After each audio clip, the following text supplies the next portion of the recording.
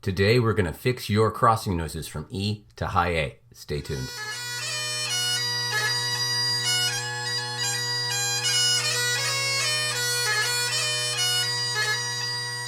Well, hello, I'm Willis Bagpiper, and on this channel I make videos to make you a stronger and more confident piper. If you like this kind of content, please subscribe to the channel, like the video, comment below with your thoughts, share this with other pipers, and if you would like some personalized instruction, I do give Skype lessons, but more on that later. Let's get to it. In the PDF description below, there's a link to a free PDF exercise that I have right here. Go ahead, print that out, put it on your tablet, iPad, whatever you have so you can follow along. In a previous video, which I'll have linked in a card somewhere right here, I discussed how to try to eliminate your crossing noises from lots of different note combinations. But one I left out was E to high A and back down. I wanted to make an exercise specifically just for this one. It's the same structure as I used in my other doubling exercise video, but I really wanted to focus on the E to high A because the nature of the pipes, you have an E, which is a loud note. They're all loud notes. It's a bagpipe, but it's a moderately loud note. As you walk down the scale of the pipes, each successive low note is louder due to the shape, the conical shape of the chanter. As you go up higher, it gets quieter. So high A is quite a bit quieter and thinner than low G or low A. It's one of the reasons that a grip from high A to high A sounds so powerful because the G's really just rumble through when you do it correctly. But if you're getting a crossing noise from that E clump to high A, or the other way around,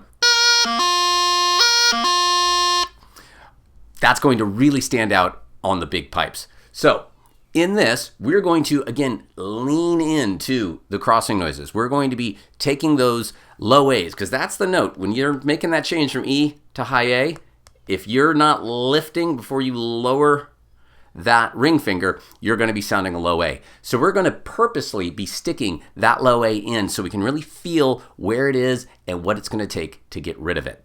Now in the first line, it's all about the E up to the high A. On the second line, it's the reverse. It's high A down to E. I have the metronome set here at 60 beats per minute. I'm just going to go through and play the first two lines of this exercise.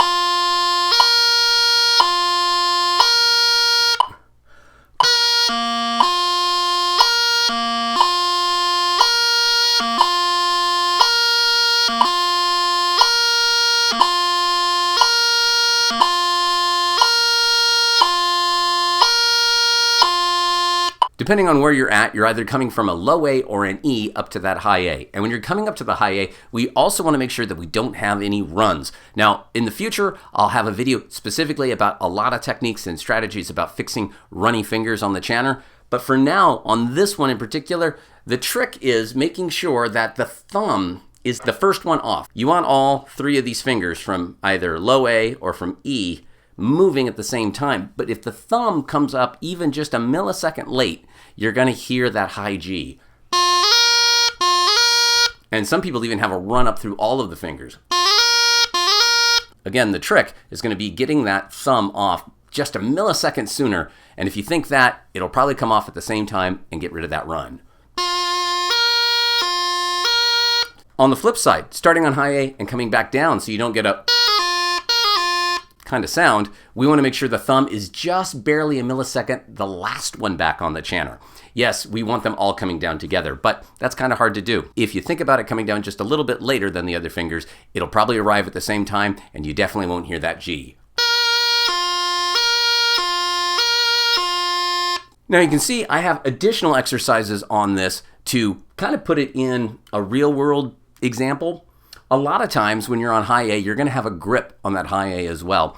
And I've found that even people who don't tend to have runs or crossing noises from their high A down to the E, if there's been a grip right before it, I don't know if it's the tension in the hand or what, but there's often a little extra cross that shows up there. So I wanted to make an exercise specifically to address that. It's the same basic structure where we're going to lean into the crossing noise, and you can see the grip's been written out in two big fat eighth notes. This is a great chance to practice that grip and also to make sure that you don't have a run in around that pinky finger on that grip, because when you're coming from high A down, you don't want and you don't want on the way back up. So again, with this one, we want to make sure on the way down that the pinky is actually beating these other fingers down. If it's late by even a millisecond, again, you're going to hear that. We don't want to hear that low A. So pinky down first, and then on the way back up, you want the thumb, again, just like when you're coming from those other notes. That needs to lead the way, and the pinky needs to be the last one off, even by just a millisecond. So this gives you a great chance to eliminate several runs, incorporate the grip in around those high A's, and get rid of the crossing noises from high A to E. I have the metronome set at 72, just a little faster than last time. Let's go ahead and give this a go.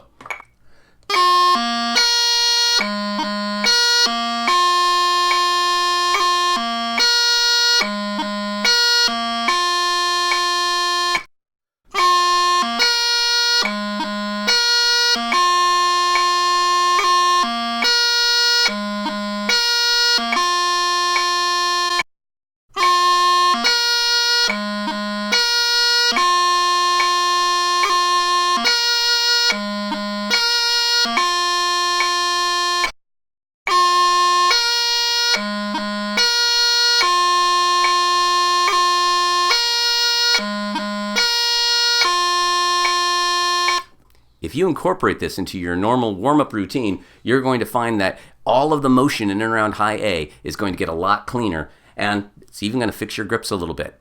Give this a try and comment below with how this works out for you. Alright guys, if you like this video, please give it a like, subscribe to the channel. It means more than you know to get the subscribers and everything else. It helps really support the channel here. If you want to go the extra mile, you can head over to my Patreon, where a small monthly donation goes a long way to supporting the channel and helping me keep making content like this. I also, if I get a video done early, often give sneak previews to my patrons. If you want some more personalized instruction, I do give Skype lessons. Go ahead and head over to www.mattpiper.com and get in touch with me there. I'd love to work with you. Thanks for watching, everybody. Again, my name is Matt Willis, and until next time, cheers.